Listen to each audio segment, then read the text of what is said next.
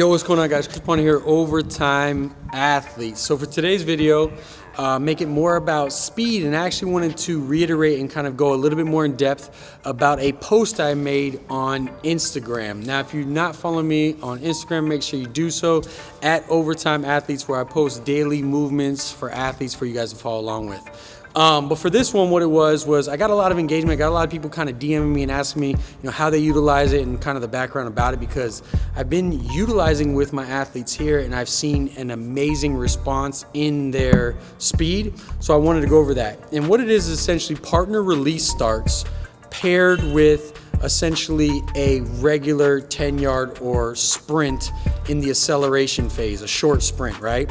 Now you could do this with wall drill, or you could do this with the partner release, but I just so happen to be doing it with the partner release. Essentially what you're trying to do is, with the athlete, you're trying to raise the threshold and mimic the exact motor pattern that they're going to be going through in the acceleration phase, but you're doing it in a manner that's easier for them to learn, okay? So Jake, come over here real quick.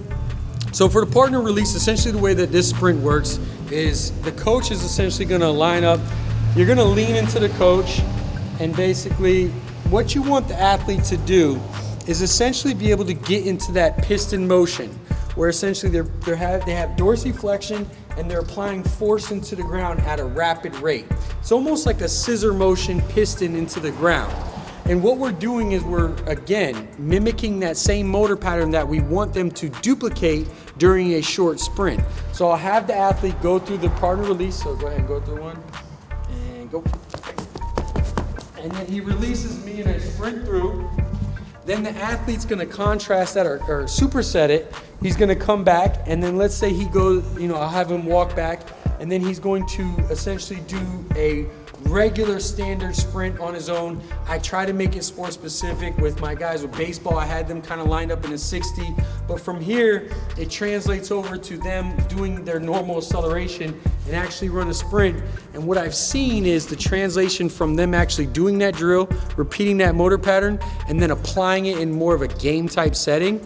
You start to see their technique actually take over as far as the technique we're looking for during that acceleration phase. So it's actually really practical. It's really started to work with them.